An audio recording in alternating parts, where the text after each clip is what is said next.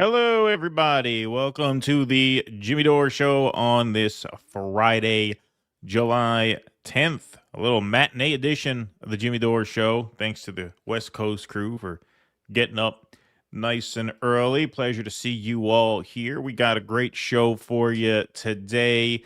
Kurt Metzger is going to be joining us mid-show. We got Janine Eunice, our friend, coming on towards the end of the program. But to kick things off here, we're going to waste no time introducing our first guest. Caleb Maupin is a journalist and political analyst who has reported extensively from the Middle East and Latin America and has made frequent media appearances on RT and Press TV. He is also the founder and director of the Center for Political Innovation, as well as the author of a great number of books, including his latest, which is Imperialism and Anti-Imperialism, Key Writings and Lectures by Caleb Maupin. It's a big book, almost 500 pages, which speaks to his body of work. Please welcome back to the program, friend Caleb Maupin. Caleb, great to see you again. Sure. Glad to be here. Absolutely. Absolutely. So much going on in the world now that you have covered extensively, both as an author and a speaker, but also as an on-the-ground journalist. You've visited so many of these places around the world, which you write about in your book, which we're going to talk about soon. But we're going to start out with the breaking news here, because this is right in your wheelhouse as well. Marco Rubio confirms that the Trump administration will help Ukraine strike deep into Russia in a massive escalation. Trump restarted war with Iran and is now planning on starting World War III with Russia. The bloodthirsty ruling class completely lost their minds. This is our friend Nick Cruz with a hotspot video on this. We'll take a quick look here. Now allow Ukraine to use Patriot missiles. But this shouldn't surprise anyone. This is the basic mission creep that we've seen the United States deploy since the Biden administration. So one of the things we're going to be talking about is we're going to give a license to you to make Patriots. That's pretty cool, right? This way you can't complain that we're not giving them enough. I say make them yourself. We haven't informed the company of that yet, but that'll work out all right. That's what people sure they'll be thrilled. The strategy of the United States and NATO ever since the start of this conflict has been to slowly escalate, plunging us into World War III and testing the restraint of Russia. Yeah, no, I think what you're discussing is the ability of Ukraine to reach deep inside of Russia and conduct strikes. I think that's one of the dynamics that's changed in this war over the last few months, and that is that the Russians are finding it more difficult to defend their own airspace. And what we hope that means is that it's going to create the space now to negotiate the end of this war. It's an escalation, but it's also an escalation that can help lead to an end. We warned people that the tension between Trump and Zelensky was fake political theater, the same way that the tension between Netanyahu and Trump is fake political theater. Neocons in the establishment is consistently working psyops in order to advance their wars. MAGA fell for it once again. Donald Trump betrayed all his campaign promises, especially his promise to end this war against Russia and Ukraine. Not only did Donald Trump continue Joe Biden's war, he also opened up multiple new fronts, including strikes on Iran, reigniting a conflict that will destabilize the global economy. This is why peace movements in the West needs to lock in right now, because our deranged Epstein class is willing to plunge the world into chaos in order to defeat their enemies and accomplish their goal of geopolitical dominance. There's our friend Nick with the great report there. Tom Corey says many voted for Trump in 2024 primarily to prevent the escalation of tensions with Russia leading up to a possible nuclear conflict. Now everything they feared about a Harris administration is materializing with the Trump administration. Now, of course, the other side of this, and this is what you're seeing a lot of mainstream media run with the angle that this is actually theater in the other direction, and he's not actually helping Ukraine as much as he says he is. So what kind of show did Trump put on with Patriot for Ukraine? A promise without real value. Trump promised Kyiv a license to produce Patriot missiles at the NATO summit, but experts call this a political gesture. Setting up serial production will take 3 to 5 years, while Ukraine needs weapons now. Existing supply chains are overloaded, and the factory would become a priority target for Russia. Trump's goal is protection from criticism. The main objective of the American leader is not real aid, but creating the appearance of support to avoid reproaches from within the U.S. and from allies. The promise does not solve Ukraine's current air defense shortage. Risks to U.S. security include transferring Patriot technology could expose classified information about air defense systems, and responsible statecraft suggest the Pentagon will drag its feet on implementation until the initiative is forgotten. This same account here cites a clip of John Mearsheimer explaining what will happen because Trump is not providing Ukraine with sufficient support. Defeat in Ukraine is also likely to lead to a transatlantic blame game, especially since the Trump administration has refused to support Kyiv as vigorously as the Biden administration, and instead push the Europeans to assume more of the burden of keeping Ukraine in the fight. Thus, when the war finally ends with a Russian victory, Trump can accuse the Europeans of not stepping up to the plate, while the European leaders can accuse Trump of bailing out on Ukraine in its greatest moment of need. Okay, so, all day we've been following the mainstream press, reports by ABC, reports by Reuters, really emphasizing the fact that it's going to take years to implement these Patriot systems. They seem to be of the opinion that Trump is really stalling and trying to make it look like he's offering Ukraine more support than he is. However, obviously, we just saw the video. On its face, this seems like a pretty significant escalation in violation of one of his core campaign promises. Now, you've covered this topic extensively as a writer, as an activist, as an author, and as an on-the-ground journalist as well. What do you make of this recent decision to supply Patriot systems to Ukraine? Well, I think we need to first talk about what mainstream media is completely ignoring, which is that Ukraine has adopted a strategy of terrorism.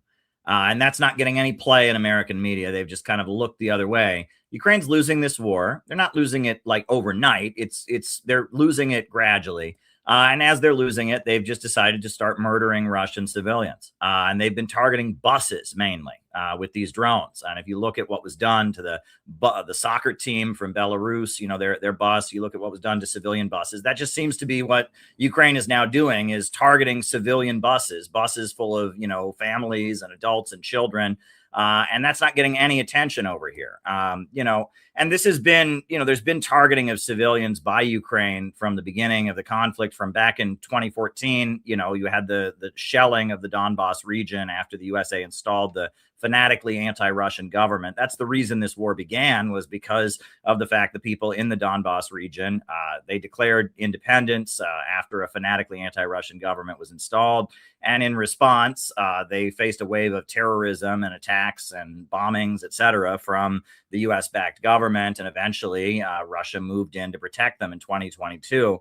And this whole situation, lays on the shoulders of NATO. I mean, this didn't have to happen. And mainstream media doesn't give you any of that attention. But the fact that Ukraine is now turning towards this policy of just targeting civilians, blowing up school buses, blowing up dormitories where kids are studying. I mean, they're just trying to demoralize the population of Russia in the hopes of, just kind of making the population weary by, taking the lives of children and school kids and families that are trying to get to the beach for their vacation. I mean, it's pretty evil what's been going on. That's not getting any play in American media. And the fact that, the Patriot missiles, it's kind of interesting the way Patriot missiles works. Do you want me to get into that? Because sure, of course.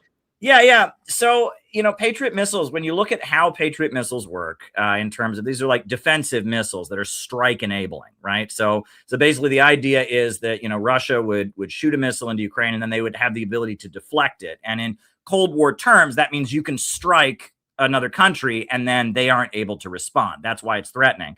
The United States has a monopoly on them. Only two American companies have the copyright to them, Lockheed Martin and RTX, formerly known as Raytheon. And only two countries have ever been given a license to make them by the United States so far, Japan and Germany. And that when you get a license to set up Patriot missiles, it's quite a process, because the copyright of how to make them is not only, legally protected. The U.S. government sends people there to make sure and guard the information. So there's guards basically who escort the computer chips with the plans on them, et cetera. It's quite expensive just to facilitate having the information about how to build it.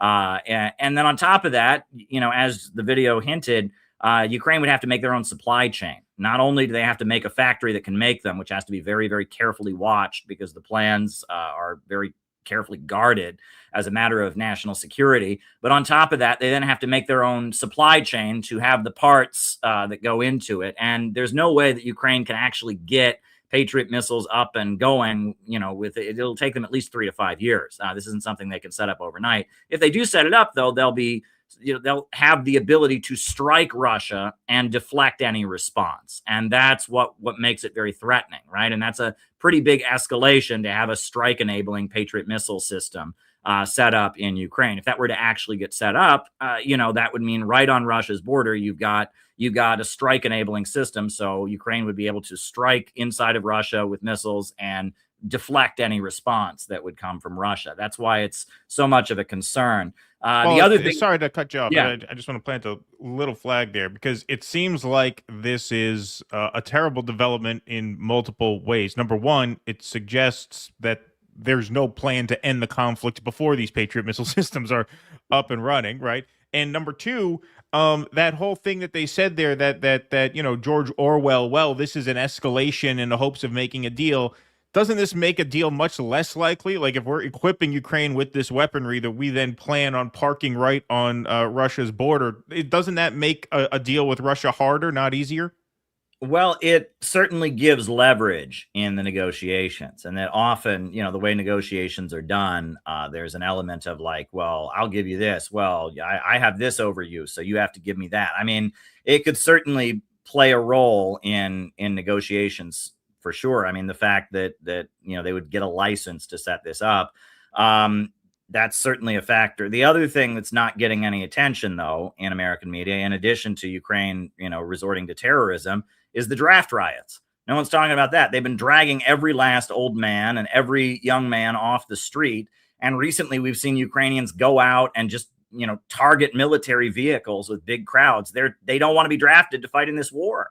And the public, I mean, they've given up so many lives. It's infuriating for me. I'm here in New York City, and every so often you'll see, I call them the Ukrainiacs, right? The fanatical anti-Russian extremists that you'll see. They'll be out here, and there'll be guys my age and younger out there with Ukrainian flags. Oh, I hate Russia. Well, why don't you go back to Ukraine and fight then?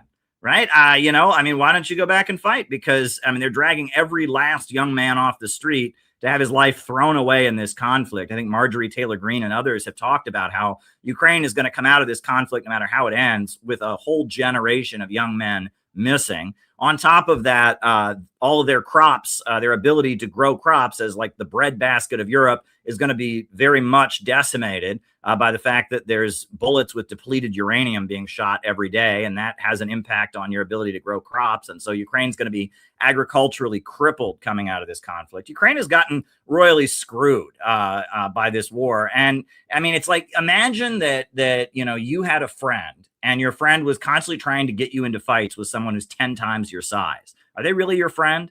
The narrative that we all got at the beginning of the conflict in 2022 is like, America just cares about Ukrainians so much. If you care about Ukrainians so much, wouldn't you want them to get along with their very important neighbor, Russia? Of course. And Ukraine is just being used as a proxy to attack Russia, to kill Russian civilians. And the feeling was that in the lead up to the NATO summit, Zelensky, he's losing the war, and that he escalated his attacks on civilians in Russia to basically say to the NATO countries, look, I may not be able to win this war, but I'll be useful in just carrying out attacks against Russia. So keep funding me.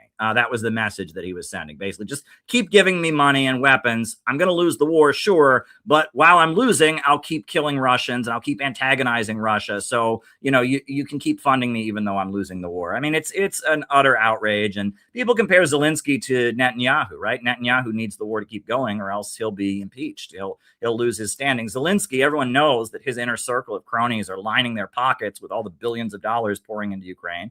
And that when this war ends, he's going to be on a helicopter out of the country to a hiding place where he and his family will live off of this war and the billions and billions of dollars of American taxpayer money we poured into this war for the rest of their lives. I mean, it's one of the most cynical things. And remember, Zelensky was elected on a peace platform, right? He ran against the hardliners, saying that he would improve things with Russia. He would implement the Minsk agreement, etc. And the Ukrainian people voted for Zelensky way back in the day, hoping that he would move them away from this war happening. And then he got in and he found out he's not really in charge. Ukraine lost its sovereignty in 2014 when the USA overthrew their government. And Ukraine is just basically a proxy of the NATO powers used to antagonize and attack Russia. And even though he was elected on the peace platform, he ended up being the guy who presided over this conflict. So, I mean, it's really cynical, and it's frustrating to see that American media doesn't tell you about the terrorism and the targeting of civilians, that really doesn't serve a military purpose for Ukraine. I mean, they're just killing Russian civilians right now.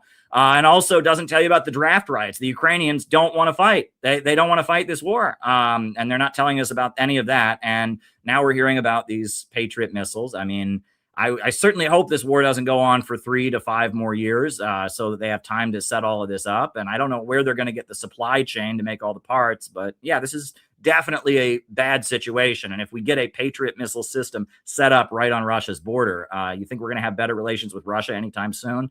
I don't think so. Only 2 other countries, Japan and Germany, can do the Patriot missile thing. and now we're going to let Ukraine do the Patriot missile thing. They're going to join this club. Yeah, no, I mean it seems like it can only invite more violence and more war, and that's why I say, like, I don't know how much it strengthens your hand in negotiations. If the war is only going one way, then any provocation is going to just be seen as license to continue the war on Russia's part. They know that they have the upper hand long term, and so to me, it's only a question of how many people. I mean, look, it's the age-old question of war. It's, I think Jeremy Corbyn said at the start of this war, all wars end in talking. It's just a matter of time. It's just a question of how many people have to die between the time the war starts and the time that you figure that out.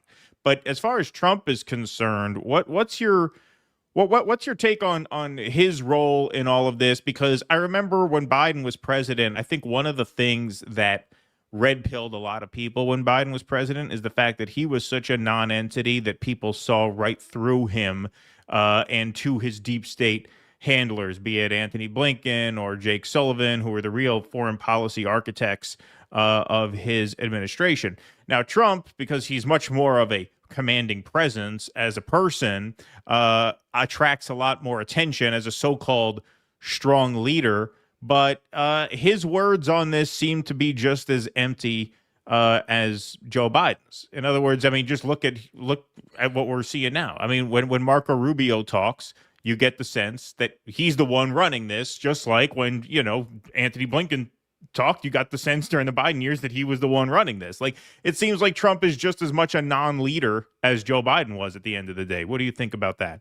Well, let's talk about this in terms of Trump's 2024 election campaign and how we got here, because Trump was supposed to end this war in 24 hours. Remember, as soon as he got in, he was going to end this war. And, it's been a long time.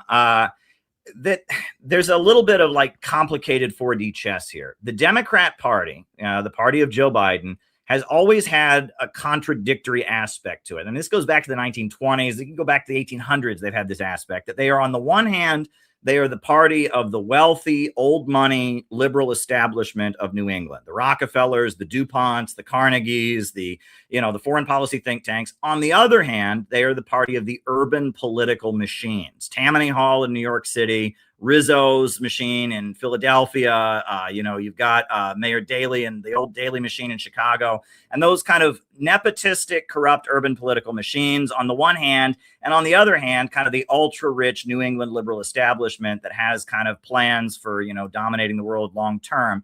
And that's been like a contradiction. And what we saw during the 2024 campaign was RFK threw his hat into the ring as a Kennedy, as somebody who opposed the vaccine mandates, which a lot of public employees in cities lost their jobs over. He threw his hat into the ring as someone who wanted peace with Russia. And he represented that urban political machine wing of the Democratic Party, which in some ways is more socially conservative. A lot of the cops and firemen are Roman Catholic. They certainly weren't into Black Lives Matter. They're certainly not excited about the LGBT thing. A lot of them are more traditional and conservative. And you had that layer of an important part of the Democratic Party's apparatus in major cities, which is public employees, cops, firemen, urban political machines, kind of asserting itself and saying, we're not happy about vaccine mandates getting a lot of us fired. We're not happy about the kind of wokeification of the Democrat Party. And RFK kind of threw down, and a section of the Democratic Party that maybe doesn't have as many numbers, but is very important in governing, right? If you're going to govern, you need cops, you need firemen, you need that urban political machine. You need it if you're going to govern. It was them kind of asserting themselves and saying no to Kamala Harris. Trump recruited them and he brought them in, and RFK was for Trump, and Tulsi Gabbard and all of them. And that there was that layer went in for Trump, and that layer seems to be more anti-war. And they were brought in, and that's why Trump was able to win. If he hadn't recruited that layer, he probably wouldn't have won. If RFK hadn't been there at Madison Square Garden and Tulsi Gabbard, and it was those urban machines that are more socially conservative, but more anti-war. And in some cases, you can even argue they're a little bit more socialistic in terms of economics than the kind of woke wing of the Democratic Party. They're the ones that won the election for Trump. And then Trump got into office and proceeded to snub them. And now his administration has basically purged them all. Tulsi Gabbard is out. I mean, RFK is, I guess he's still in office, but before Tulsi Gabbard went out, RFK's daughter-in-law resigned from the office of the Director of National Intelligence. And that Trump is basically repudiating the people who got him elected, that kind of lower level of the Democratic Party machine that went over to Trump's camp.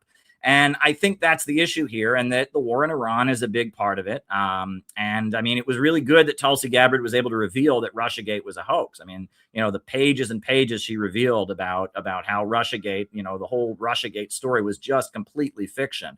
That did not get enough attention in mainstream media at all. I mean, we have the documents that Russia did not interfere to get Trump elected. It didn't happen. And the intelligence community did multiple assessments showing that if Russia had wanted to help Trump get elected, they very well could have. They had all kinds of data on Hillary Clinton they chose not to release. Russia did not help Trump. Tulsi Gabbard revealed that. Good for her.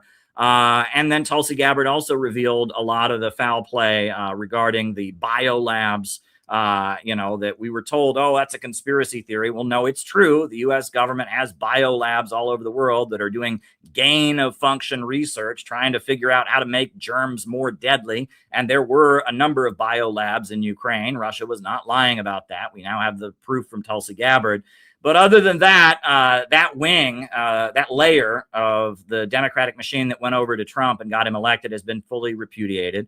Meanwhile, who did we just see in the video kind of articulating the policy? Marco Rubio, right? And Marco Rubio is a neoconservative fanatic. And, Marco Rubio, this is what I really wish people would remember, right? Put your ideology aside, whatever. Just think about this in a purely pragmatic way. Marco Rubio is a Miami Cuban, right? He's from a constituency, a community of people that fled Cuba after the Cuban Revolution, set up shop in Miami. There's all kinds of stuff, Luis Posada Carriles, who blew up an airline full of school children, a terrorist, all kinds of organized crime of anti-Cuban networks and stuff set there in Florida. Do you think Marco Rubio cares about America? Do you think he's waking up every day and saying, how can the lives of Americans get better? No, that constituency they're concerned about. They want revenge against Fidel Castro. They want revenge against the Cuban Revolution.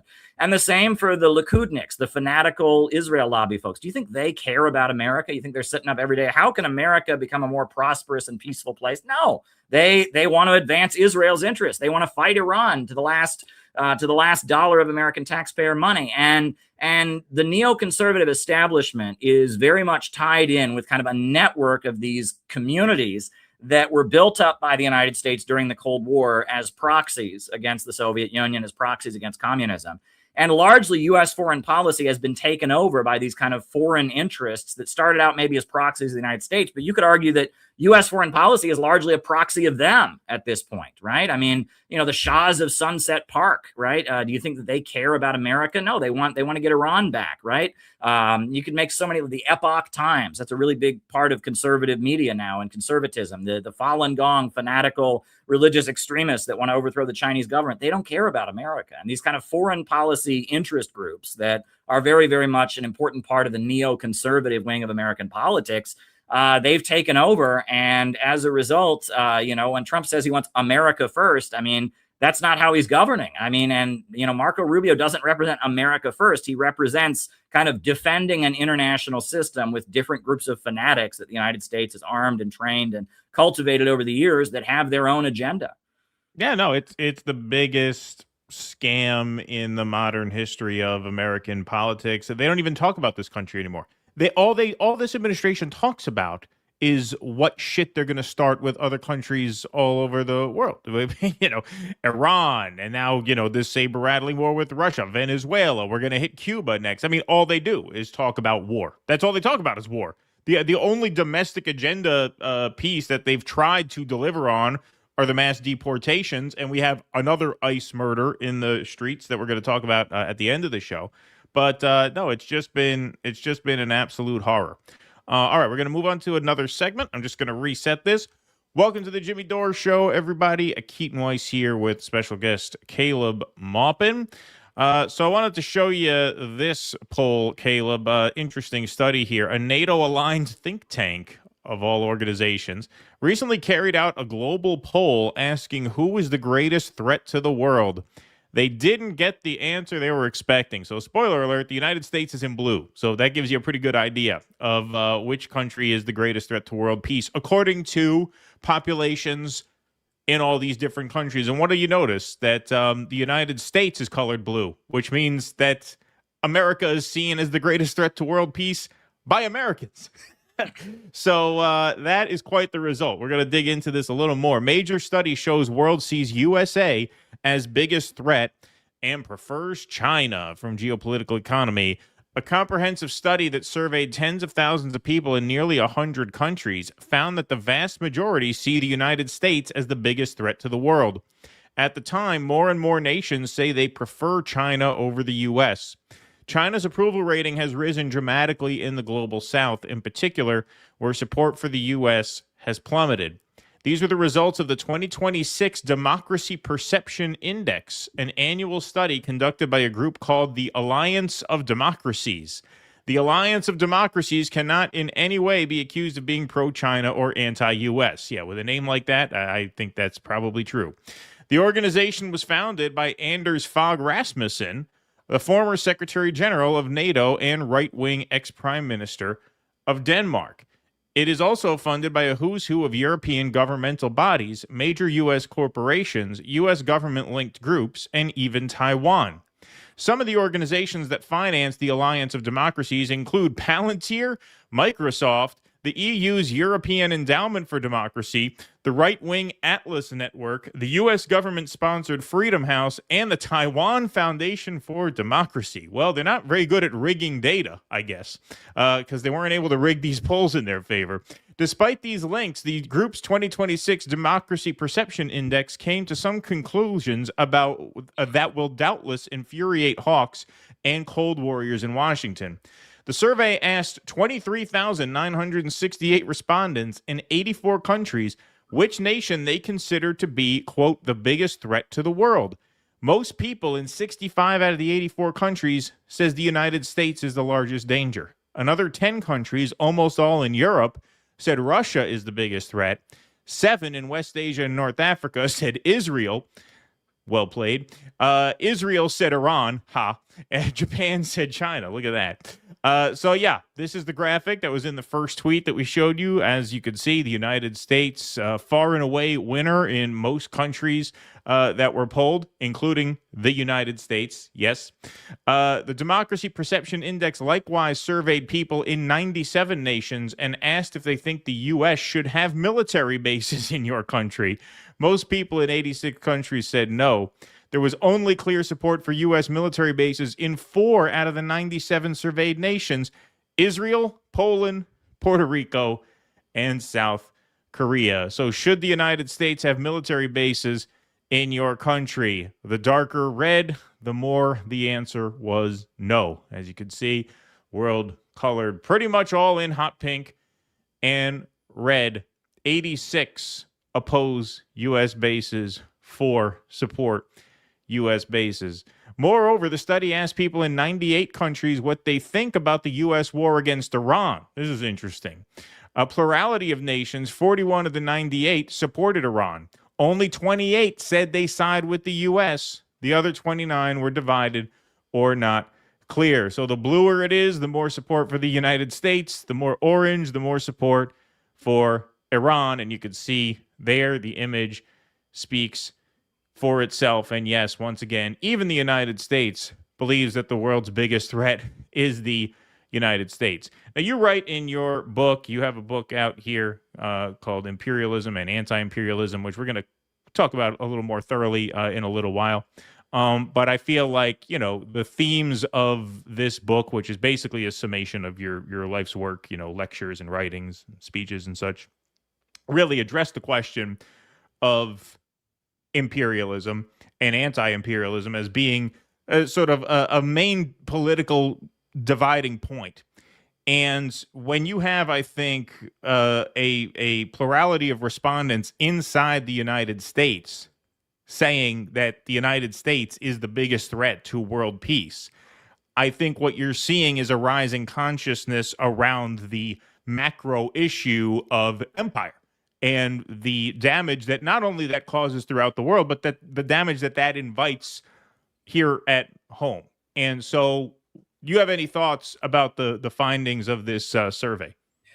Well, I guess I want to start out by saying I'm not a lawyer, but I do know that in the legal profession and in courts of law, there's something that they call a statement against interest. And that's when somebody makes kind of a revelation that doesn't help them make their case. And that's what I found particularly enlightening there, where you revealed that this study wasn't paid for by anti-American groups or something like that. It was paid for by all these kinds of pro-war neoconservative foundations, but yet they got this result. And that points to, that there are two types of media in this country. You have mainstream media that is kind of there to give the perspective and, guide us to support the powers that be. But then you have other types of media that's much more about data collection.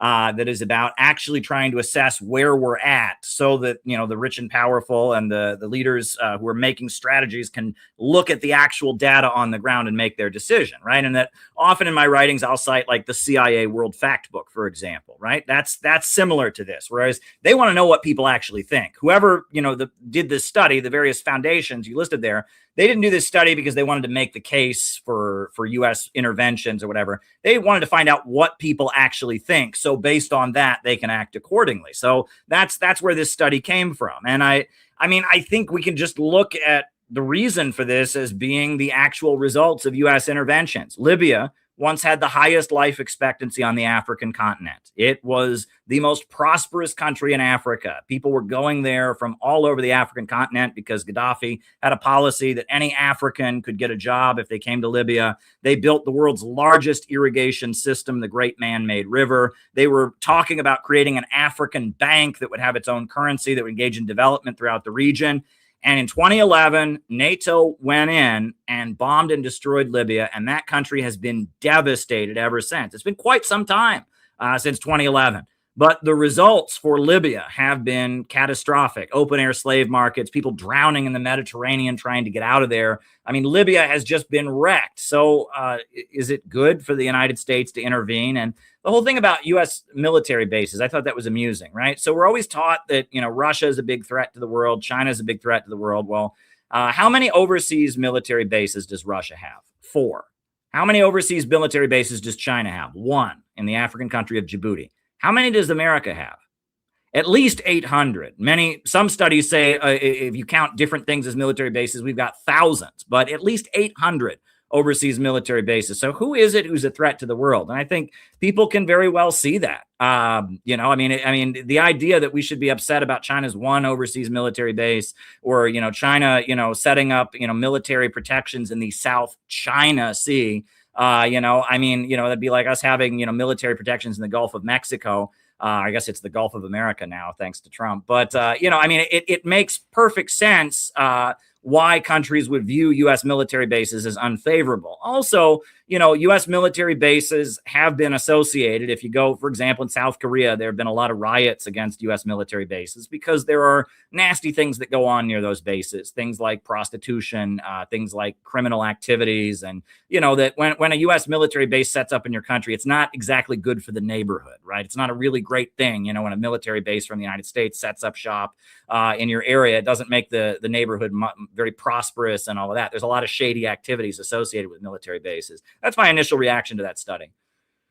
It is very illuminating that you see Americans kind of, broadly speaking, because it doesn't delve into the percentages, but broadly speaking, there is consensus that yes, this empire has become a destructive force in the world. And back to what we were talking about earlier, and back to what, how my highest hopes for Donald Trump, even though I never supported or voted for Donald Trump, his politics were never my politics.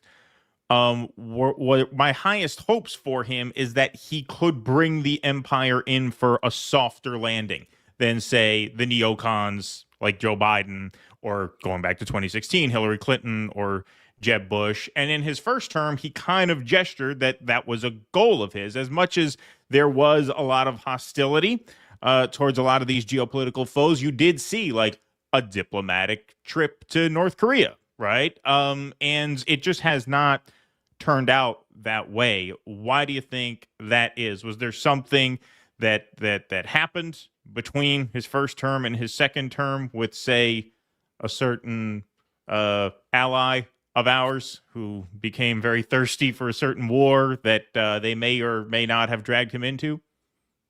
Well, I think that is a factor, but also it really just gets down to the fact that Trump's wishes are not what define things. Right. That there is a huge structure in this country to back up a military industrial complex, and one person might get in there and have different feelings. I think Trump just wants to get elected. I think Trump, he'll say whatever needs to be said, and I think he's kind of a selfish person, but Americans don't want these wars and have voted over and over again to oppose these wars, but they don't have the power. And if we really want to stop these wars, we need a mass movement. I mean, that's the only thing that'll really stop it, is we need people to be in the streets, and we need there to be big, massive anti-war demonstrations. We need a culture of people that are educated about anti-imperialism developing. That's the only thing that's going to stop this. And that we can go to the polls again and again and again and vote for people on the right that oppose war, vote for people on the left that oppose war. And we're not going to get it unless there's a real movement that can challenge the power structure.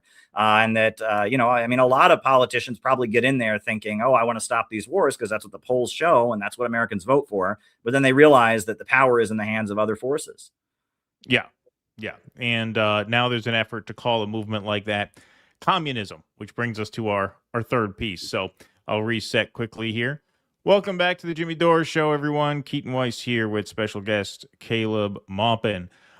Caleb, you were a rare voice of sanity over the July 4th weekend, which would have been last weekend, where the Red Scare was just reignited over the course of those few days after the DSA candidates had a great night in New York. The line in Republican circles was that communism had taken root in America and that the communist revolution was on. And this seems to be their Hail Mary pitch, so pardon the mixed metaphor there, Hail Mary pass for the midterms. So here's one of the more unhinged ads here by Tennessee's Marsha Blackburn, vowing to keep Tennessee communist free. Gonna crack down on China? Well, here's a clue. Marsha Blackburn worked with President Trump to take on communist China. As governor, Marsha will fight to protect Tennessee land from Chinese front companies, close loopholes, and hunt down every communist who tries to defy us. It doesn't take a fortune cookie to figure it out. Here in Tennessee, we're going to stop communist China and protect Tennessee land. That resonates in Tennessee, known around the country for its great Chinese food. That's the best Chinese food in America. Everybody knows is in Knoxville and Chattanooga. But hey, just a little note here from Blue Georgia. Fortune cookie is an American invention. You destroying something American is 100% on brand. But Donald Trump renewed his anti-communist rhetoric at the NATO summit this week. This is a couple days old. We'll play this just as a reminder. Oh, this is the Epoch Times. Yes, go ahead. You mentioned them in the last segment. Who you with? NTD. Why don't you say your name and who you're with? It's always helpful. Thank you, Mr. President, for doing this. Iris Tao with NTD, with a sister media with the Epoch Times. Okay. On communism, you've been issuing a wake-up call to Americans at home about the dangers of communism. And now you're speaking on the world stage.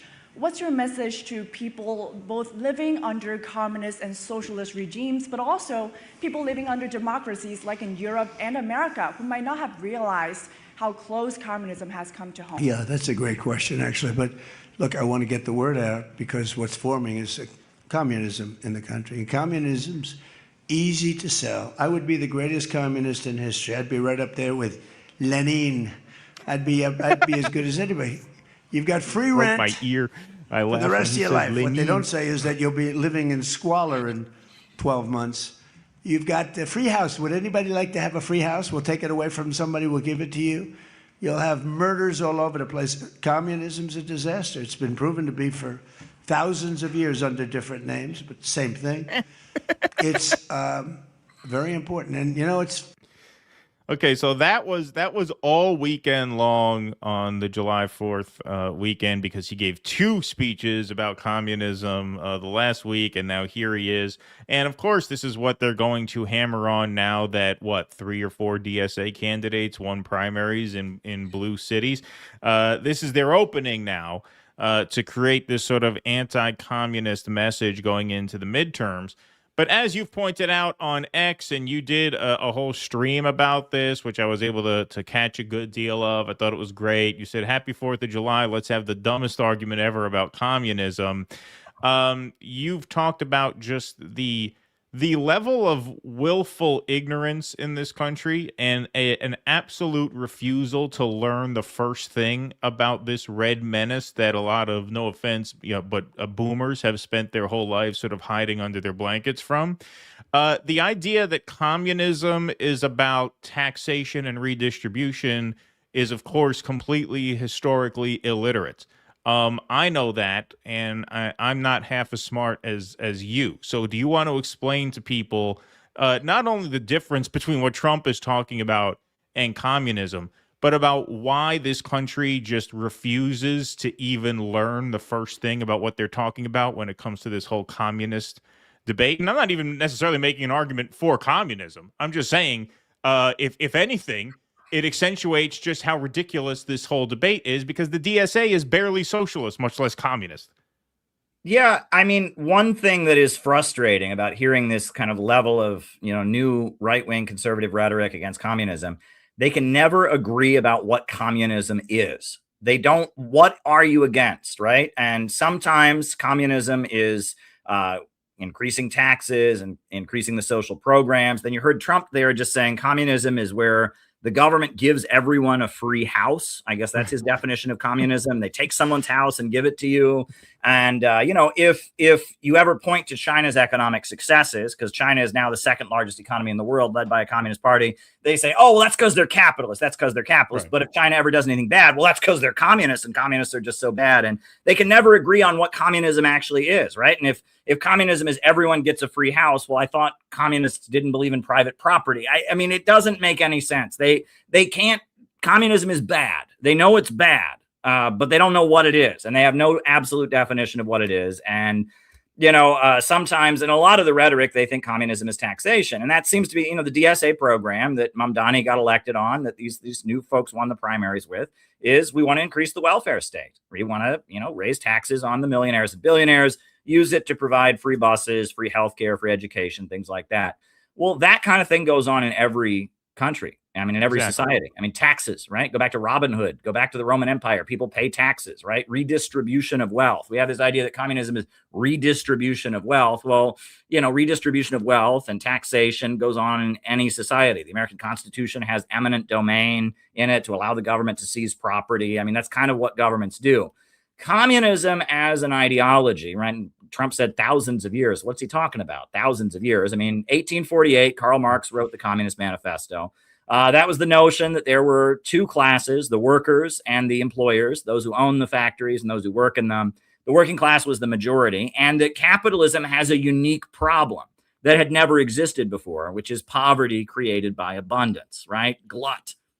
Never before in history had you had a situation where people became homeless because there were too many houses, where people became hungry because there's too much food. And this is really important in light of AI, that the more efficient production becomes, the more unstable the economy becomes. Yes, and that's that's the built-in problem of capitalism. So when technology is zooming ahead like it is in our time, we're all of a sudden going to have all kinds of economic problems. Why should self-driving cars be a bad thing? In a rational society, it'd be great to have self-driving cars. That would mean that this job called driving is no longer necessary. Human labor power could be elsewhere expended. But, Andrew Yang pointed out in the New York Times that if we had self-driving cars, U.S. society would collapse. There'd be riots in the streets, millions of taxi drivers, Uber drivers, traffic court employees, state highway patrolmen out of work. It would be an economic disaster that we'd have to, recover from in the process of huge amounts of turmoil. That's not rational, right? And so Marx is seeing all of this, and he's saying the working class majority, outnumbers the capitalists. So the working class should take control of the government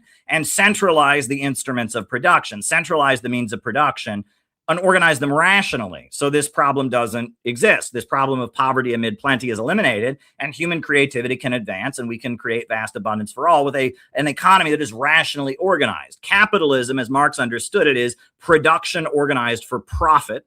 The anarchy of production is a phrase that he used. And the antidote to it is what he called the dictatorship of the proletariat, or the rule of the people. The idea is we live under the rule or the dictatorship of the rich and powerful, but we need to win the battle for democracy, as he put it, and have the working class majority take control of the state. That's Marx. Then, you fast forward, 40, 50 years, it didn't happen, right? Marx was predicting that in Europe, the poor would just keep getting poorer. The economy would become more and more unstable. In the lead up to World War I, that wasn't happening. And so you had what they called the crisis of Marxism. Why wasn't this happening? Well, it was happening because capitalism had moved into a new stage called imperialism, where big banks dominated the world and big corporations in the West were exporting themselves all over the world and keeping nations in poverty and seizing the natural resources of developing countries. And the Western countries were stabilizing, and their economy was becoming more stable while they were colonizing countries around the world. And the climax of that was World War I, which was a horrendous war where 20 million people died. And what were they fighting over? It was that the Americans and the British and the French colonialists and imperialists wanted to run the world, and the German and Austrian and Turkish imperialists, they wanted a chunk of the world for themselves, and 20 million people died fighting over who got to dominate the world economy, one of the most horrendous wars humanity had ever seen. And the socialist movement that Marx had built didn't really oppose it. They said they were against it, but when the war started, they changed their minds and sold out. So Lenin in Russia develops a whole new theory, where he says capitalism has entered this new stage of imperialism, and that socialism isn't going to come into the world as a result of the worker fighting against his employer. It'll be rather the oppressed nation struggling against imperialism, struggles for national liberation. And Marxism-Leninism, the Cold War ideology of the Soviet Union, that's what you can call communism.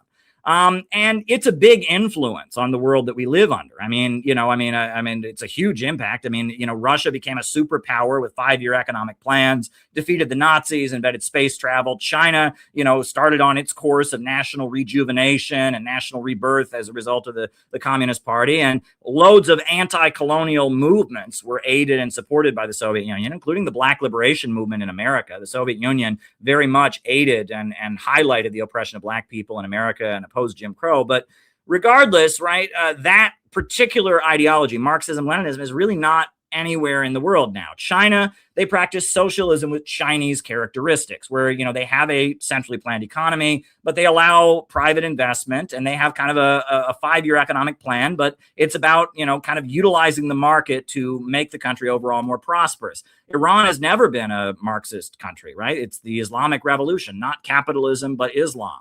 You have the Bolivarian movement in Latin America that has elements of Marxism, but also elements of the indigenous culture and tradition, also a lot of influence of Roman Catholicism and liberation theology. And classic Cold War Marxism-Leninism is not really around anymore. And so that's why a lot of this conservative media, it's frustrating to listen to, because your typical conservative podcast consists of, aren't these woke people really, really annoying? And they highlight something annoying or silly woke people are doing. And then they're all communists, and then some Cold War horror show about millions killed by Mao and Stalin and all of this. And then, proof that some woke person somewhere had a copy of Mao's Red Book or quoted somebody. Yeah. And that's why the left are all bad. And it's just completely silly. I mean, it's just completely silly. And it's embarrassing. It's really, really embarrassing.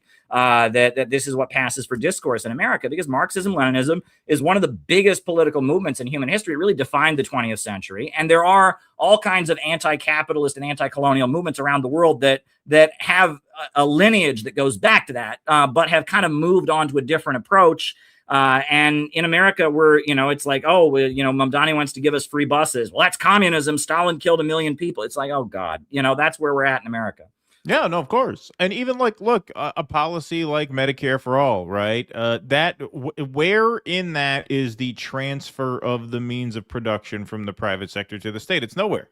You'd still have private doctors. You'd still have private pharmaceutical companies. You'd still have private hospitals. You'd still have private medical device companies, medical transport companies. It would all remain in private hands. There is no fundamental transfer of the means of production, which means it's not communism. Like what you said is just so key, that every government takes money and redistributes it. That does not make communism. And it's such a lazy argument because even when you look, I mean, you live in New York, and when we see, people go after Zoran Mamdani or even these DSA candidates who just won, they do so in the laziest sort of half-assed way, which is to just smear them as socialists or communists. Notice they don't really mention why it's a bad thing that working people could get a rent freeze. They don't seem to really engage on like how this is going to make your life worse.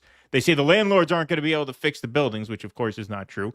I think people are leasing more corporate office space now than they were when Mamdani took over, which was a complete rejection of their forecast. They said there's going to be this mass exodus in New York City. The companies are going to move out.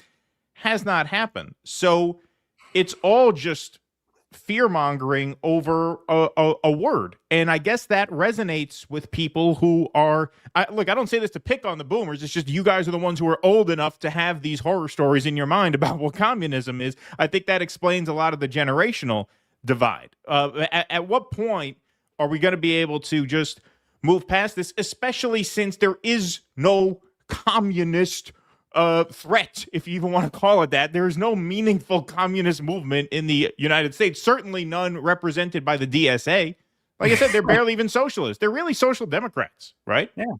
Yeah. And I mean, you go around the world, governments have free bus systems all over the world. You know, the Canadian healthcare system, as you said, Medicare for all, that would just be the government as a single insurer. There would be no government-run hospitals. There's no government-run healthcare companies that are, I mean, it's just basically just the government as the single payer insurer. I mean, but yet we think that's communism. And then, right, there's that hypocrisy, right? You know, on the one hand, Medicare for all, or even Obamacare, which was, I mean, nowhere close to Medicare for all. Well, that's communism, right? We can't have that. It's communism. Right. But then China, you point to the fact that China has had all these successes under the leadership of the Communist Party. Well, that's capitalism. And it's like they've got government-run banks. They've got huge government-run industries. They have 5-year economic plans. Even private corporations are told what they can and cannot do in accordance with government overall planning of the economy. But that's total free market capitalism. So you can't, celebrate their success and say it's an example of that. And then, of course, if you ever bring up, the problems of capitalism in America, these same people say, well, that's because we don't have real capitalism. Right. Yeah.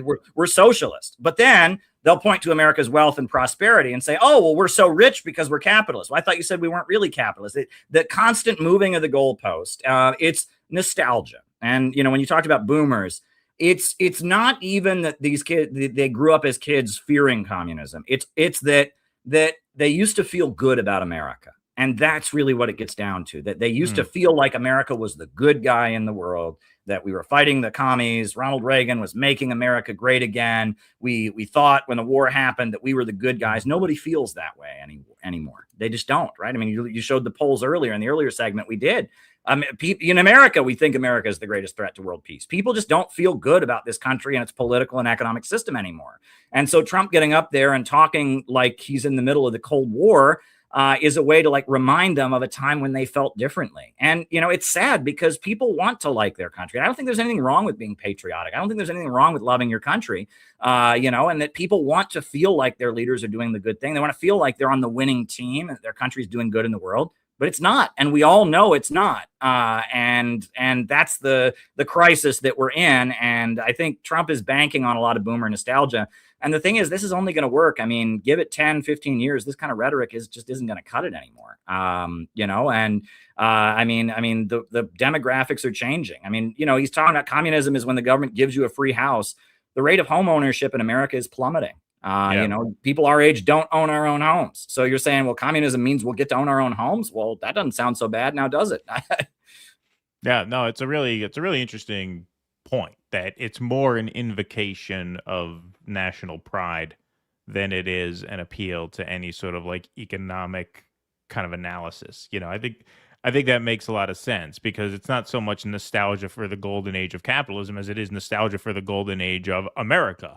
And a longing to perceive America as a force for good in the world the way they grew up thinking. And yeah, we just covered in a previous segment, even within the walls of the empire, people don't feel that way anymore.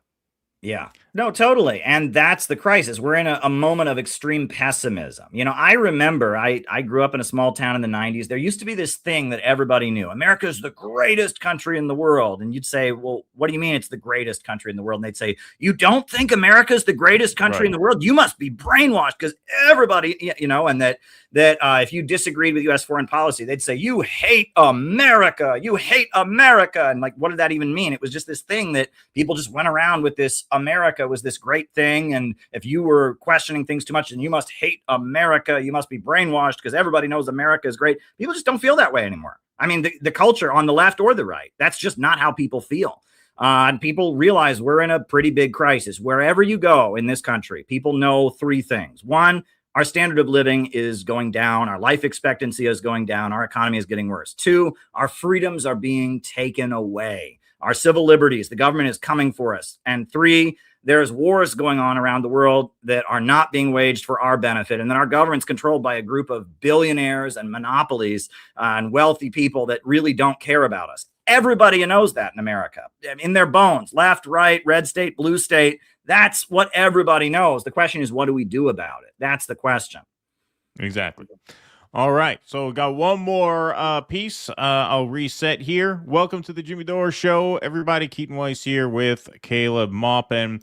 So, Caleb, your new book is a series of writings and lectures of yours called Imperialism and Anti-Imperialism. And I think, in particular, the Jimmy Dore Show audience would be interested to learn about this because this is a very viewpoint diverse audience on this show. We have kind of a viewpoint diverse audience on our show as well.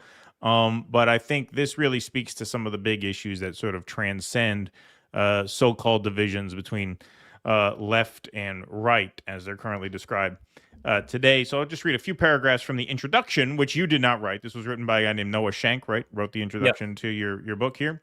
So Caleb became the spokesperson for former U.S. Attorney General Ramsey Clark during the Occupy Wall Street occupation of Lower Manhattan from September to November of 2011.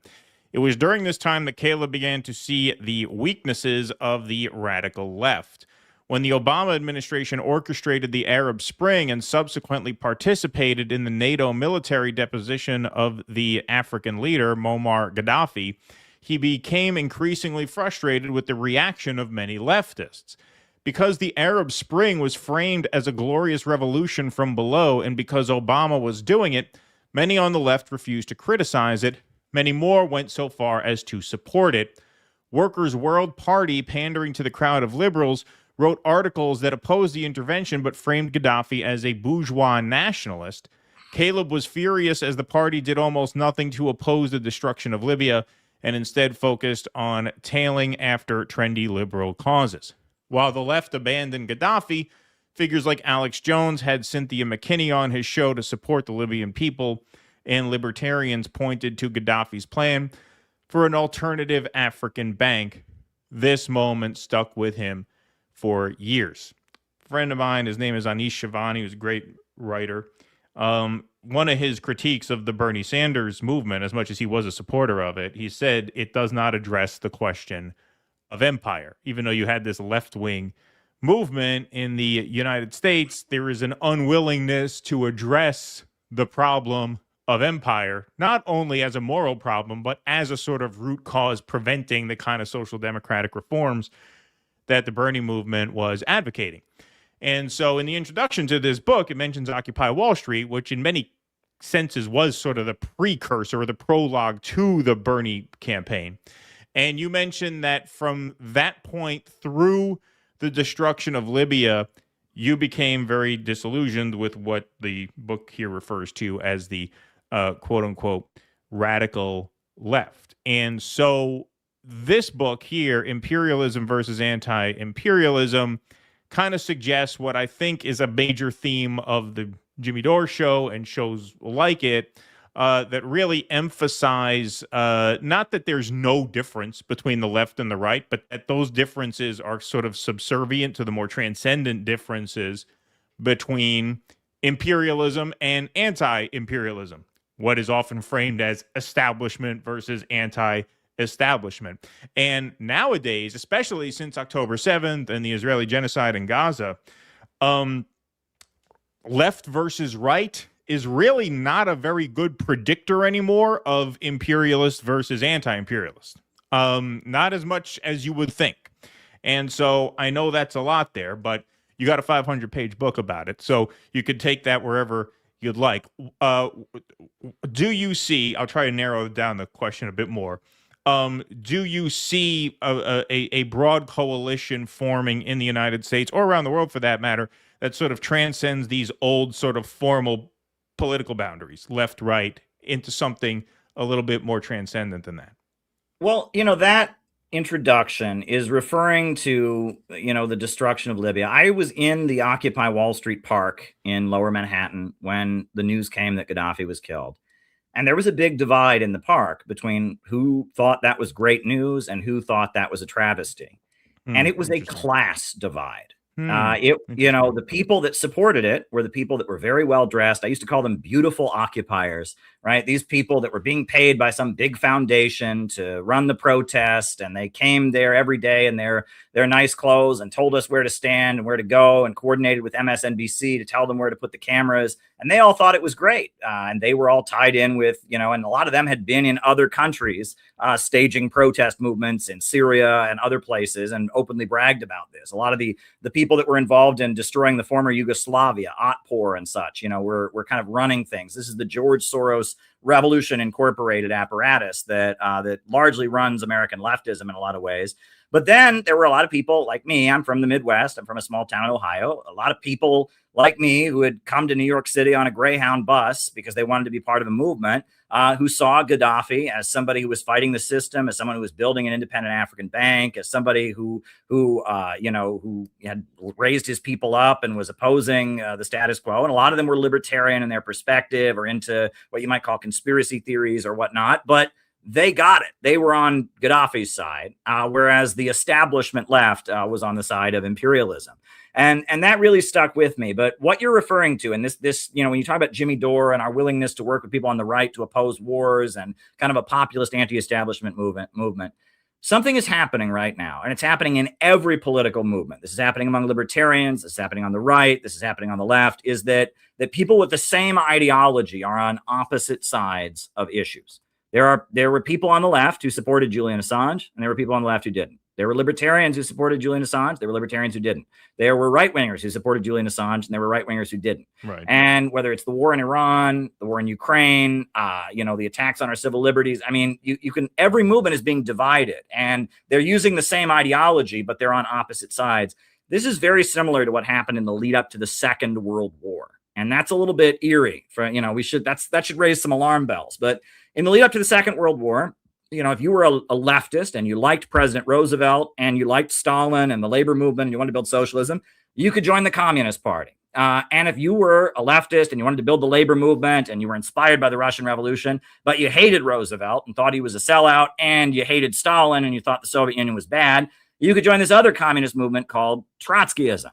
Right. And they had the same ideology. They read the same books, but they were on opposite sides in World War II. And as World War II was getting started, Trotsky was telling his followers to launch an anti-war movement. And he was, coordinating to try and disrupt the U.S. war effort as World War II got going. But this happened on the right as well. In Britain, if you were a conservative, traditional, patriotic young man in Britain and you wanted people to be more moral and loyal to their country, you could join the British Union of Fascists, the Black Shirts, led by Oswald Mosley. And they loved Hitler and they thought Hitler was great. But if you were a conservative, traditional British person and you didn't like Hitler, but instead you wanted to work with Roosevelt and you wanted to maybe trade with the Soviet Union, you could join Moral Rearmament, or the Oxford Group, which was a very similar movement that carried the British flag around, that was pushing traditional morality and conservatism, but was on the opposite side. In New York City, the Black Liberation Movement, you had the Harlem Renaissance going on, and many Black Americans were upset about Jim Crow and upset about the oppression of Black people, wanted to do something about it.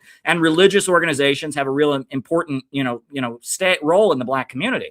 And the Nation of Islam was very critical of the U.S. government in World War II. They didn't view Japan as their enemy, as a non-white empire, and they were certainly critical of they perceived the way that a lot of Jewish folks donated to the Black Liberation Movement as improper, etc. So the Nation of Islam was rather critical of the Allied side during World War II.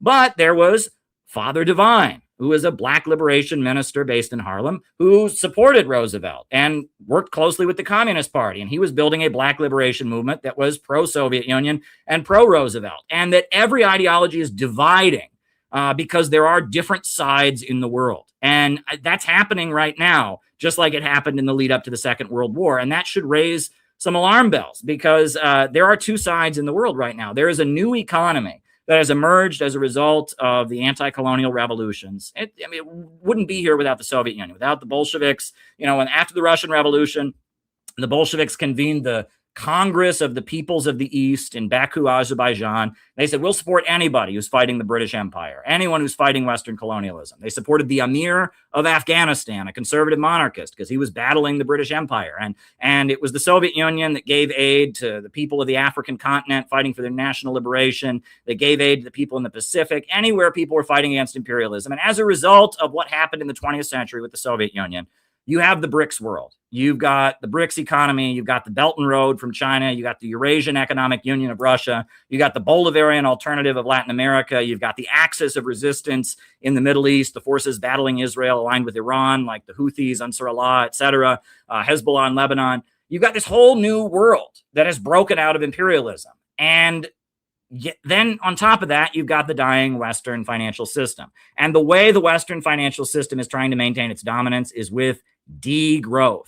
They're saying stop growth. We need to stop growth, because if humanity keeps growing and expanding, they're not going to be at the top anymore. And so they're pushing in the name of environmentalism and climate alarmism, but also in the name of other stuff, this idea that the world has got to stay poor. We've got to stop economic growth. And if you look at these wars they wage, that's what they're doing. These are countries that broke out of imperialism, like Iraq, like Libya, the countries they're targeting, like Russia, like China, like Venezuela, that were fighting to grow, to have economic growth, to assert their economic growth. And they're fighting to keep these countries impoverished. At the same time, they're setting up a low-wage police state here in the Western countries. And they're telling us we should just get used to impoverishment, right? You'll own nothing, you'll live in a pod, you'll eat bugs, and you'll be happy about it, right? That's their dark vision, right? That they have to stop growth in order to maintain their system. Well, the people around the world want economic growth. They want their children to have a better life than they had. And Americans, we also want economic growth. And the deep state and the American establishment is trying to stop economic growth and set up a police state. And the divide in the world is between the dying Western system that is trying to stop growth and trying to, just kind of shove the baby back into the womb, just trying to stop humanity from expanding and growing, and humanity's inherent drive to grow and create and expand. And that is the conflict. And it's getting to a head, right? I mean, we're seeing places like Ukraine, where this conflict is on the battlefield in Donbass. We're seeing, the war between the USA and Iran. That's the conflict in the world today, is between the rising new economy that wants economic growth and the dying Western system of monopolies that are trying to stop growth.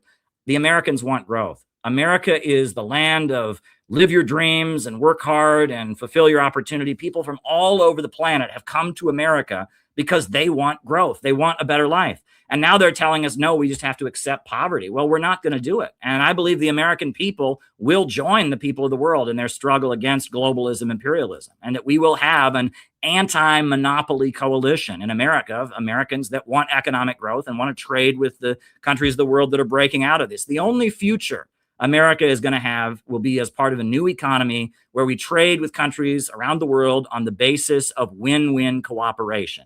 America must join the rising new world. We must find a way to be part of a multipolar world where we're friendly with Russia, we're friendly with China, where we trade with them. Why don't we hire China to build high-speed railway across America? Wouldn't it be great if you could get on a train in New York City and in a few hours get off in Los Angeles? Wouldn't that be amazing? And if China was our friend, we could do something like that.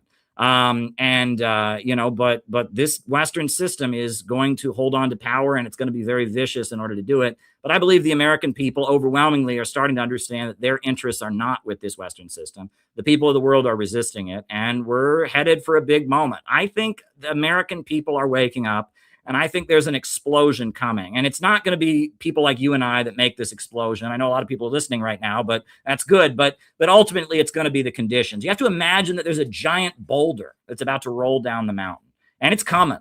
The question is, where is it going to roll? And guys like you and I, with our understanding of world events and our ability to talk to people, we have the ability to nudge that boulder in the right direction. And the explosion is coming. The question is, where does the explosion go, and can it lead to something better? And I think people like you and I and my organization, the Center for Political Innovation, we're dedicated to making sure that when the explosion comes, it leads to something better. We want to nudge the boulder in the right direction. And that's ultimately the task that we've been handed by history. And I think it's a challenge. And that pessimism is a great place to hide. If you say there's no hope, the world is going to hell, that's great because there's no obligation on you. But I don't believe that that's the case. I believe we can change the world, but we have to step up and take responsibility and say, look, we can change the course of history. And I think we can do it because the explosion is coming. So that's what I'm all about. And I call this perspective, which draws from Marxism-Leninism, which draws from the history of anti-colonial movements. We call it innovationism, the celebration of human creativity and growth, the idea that human beings are a unique species that has done what no other species can do in terms of reinventing our relationship with the environment. That's what my organization, CPI, is all about. That's what my new book goes into in great depth. And we've got a great organization. We're having a convention August 15th in Chicago, some special guests. It's going to be a great day. And we're doing good stuff. And anti-imperialism, a new America beyond globalism and imperialism, that's the kind of future we need to advocate. All right. Well, the book is Imperialism and Anti-Imperialism. Caleb, thanks so much for joining. Let people know where they can follow you before you sign off here.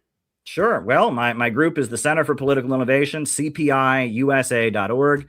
You can visit me. I'm on YouTube streaming like every night, and I'm on Twitter and Facebook. My name's Caleb Maupin, CALEB MAUPIN. I'm always doing different stuff. I've got a lot of books out there, but we're building a movement. What this country needs more than anything is a movement. There's a lot of great podcasts out there, but it's time for us to get ready for the coming explosion and build the movement of Americans who can work together and cooperate to spread anti-imperialism, carry out real operations. That's what needs to be done. And that's what I am dedicated to building, as difficult as it might be. All righty. Well, great to see you. Always learn so much talking to you, my friend. Thanks for being here today, and we'll talk again soon. Sure thing.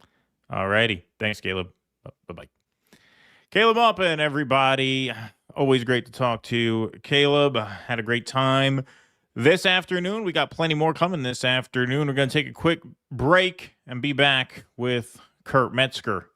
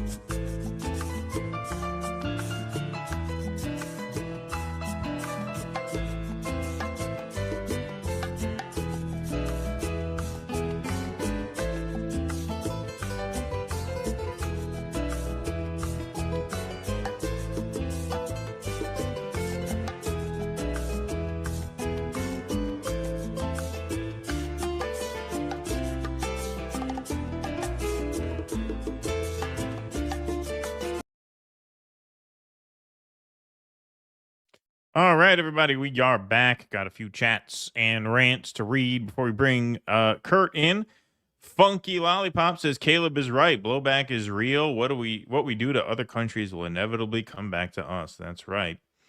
One Mr. Angel 1 says define democracy. Didn't it start with Greek landowners? By the way, who is going to CPI convention in Chicago August 15th? That's right. They're having their big convention. Vienticus says, I'm glad I voted for the guy I did because he's doing the thing I didn't want the other guy to do. Your political team's in a nutshell. Everything's a scam. Everything's a lie. Everything. Wait, who the fuck is this guy? Says Vienticus. John McCarthy says the Uhuru 3 appeal is coming up July 22nd in Atlanta. We are packing the courthouse. CPI will be there. Are Jimmy and Keaton coming? Well, I'm not going to be at the courthouse, but thanks for letting me know about that. I knew that was in the process of happening. I might want to have somebody from Uhuru on to discuss that. As I understand, they're off parole. They're basically free, but they're looking to get that conviction overturned, which they should. Ganon 2D says, join CPI and sign up for the August week of anti-imperialist training. CPI is full of interesting, devoted, and smart people. Real anti-imperialists. Thank you. Eric Rousseau says, I don't think Trump's version of communism is what Jackson Hinkle was envisioning with MAGA communism. No, I think you're right about that.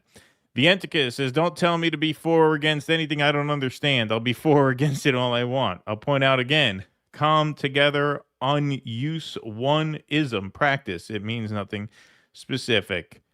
Penny Arcos says, I learned a lot about DPRK from CPI. We'll learn more at the convention August 15th. Thank you for those chats. All right, everybody, let's bring in our friend here, Kurt Colorado. Kurt Colorado, thanks for making time for us today. I'm a hardcore communist and radical Islamist, just as you know now. Yeah. In the 2 episodes I was radicalized. Islamo-communist Kurt Colorado. Yes, in the Jackson Hinkle sense of the word. Yes. Tidy beard, though. Very well-kept beard for an Islamo-communist. Oh, it's not. I do have to give another. I got to give it. Yeah, right. Exactly. See if your mic is the computer mic or if it's your shirt mic. This every time. Sure. Yeah, I make that mistake. It's not the right one. No, it is or it isn't? I should wait to get a better mic. Now it's good. That happens to me all the time. Sometimes, if I'm doing a solo show, I'll have my mic muted and I'll talk for 2 or 3 minutes and then I won't realize. Oh, I wish Tim Pool did that. Yeah, exactly. He should explore that technique for sure. All right. Well, let's do some material, shall we? This is a funny story. Welcome to the Jimmy Dore Show, everybody. Keaton and Kurt in for Jimmy while he is away. So this has been going on now for quite a while. There's been a lot of intrigue around the whereabouts of Mitch McConnell. McConnell's health emergency sparks questions on whether he will return to the Senate. This is from a few days ago.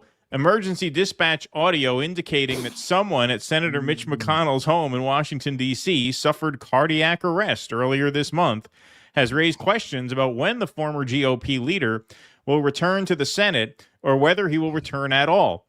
McConnell's office has provided few details about his health status, but reported a few days ago that he, quote, appreciates the outpouring of support he's receiving while he continues his recovery in the hospital.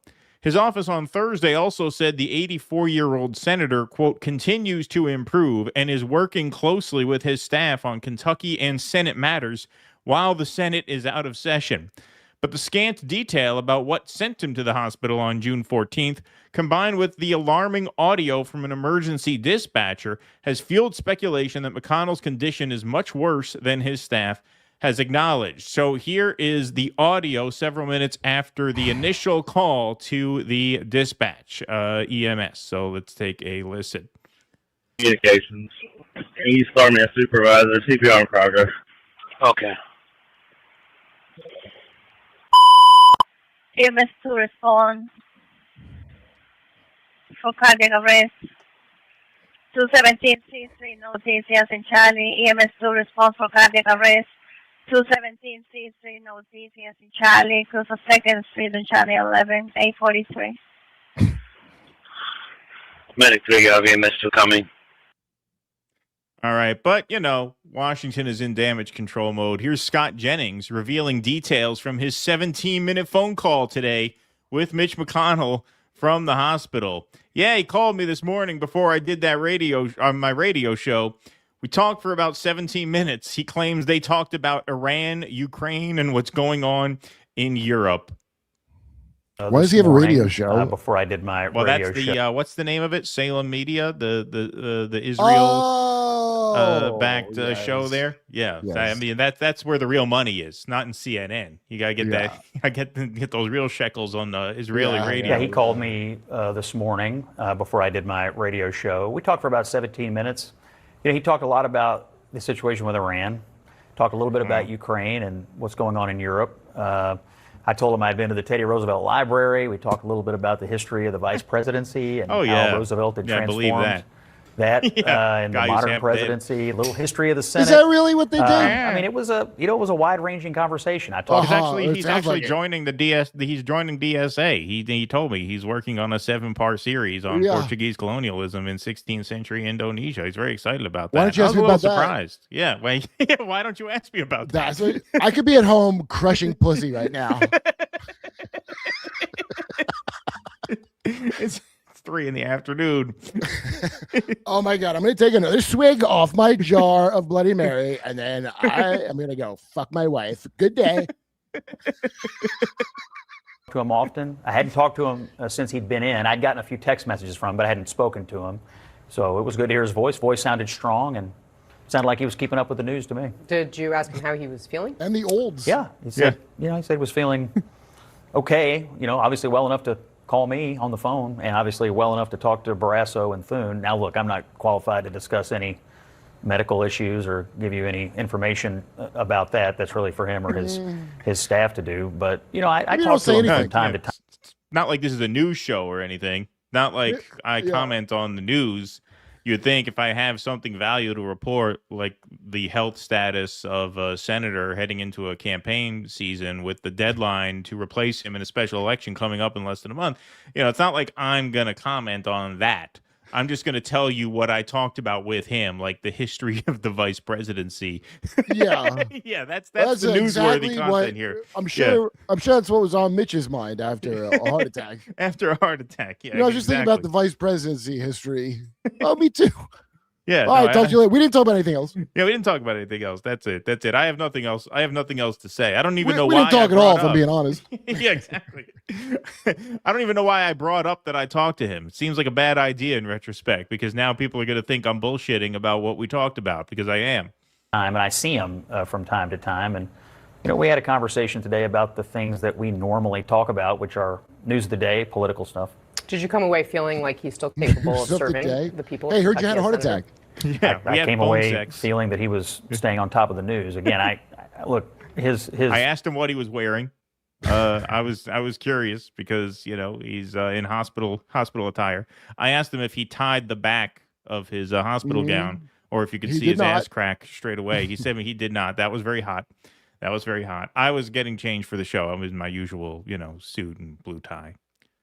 Condition and why he's in the hospital, or when he might come out, or. Look, that's. Do you know why, and are just saying it's not at liberty to share? I do not know why. I only know, frankly, what has been reported or what his office has said. So it was a personal, private call, but I didn't probe him too deeply for his medical records. It's a personal, private call. I just made it so I can come out here and tell you that he's not dead.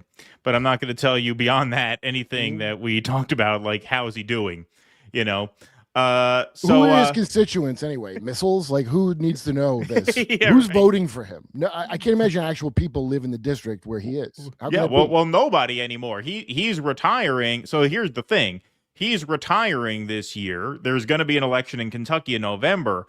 But if he should die or be considered like brain dead or incapacitated before August 3rd, then they have to have a special election. Not just the November election.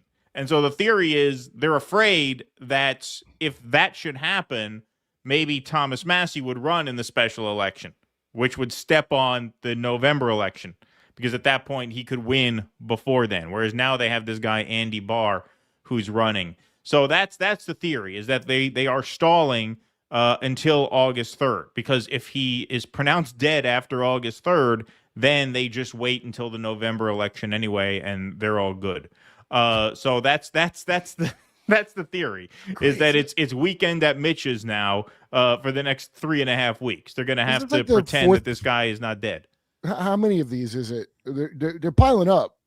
No, there's a lot of dead people. Dianne Feinstein, I remember, was unreal. That was like you could actually see the puppet.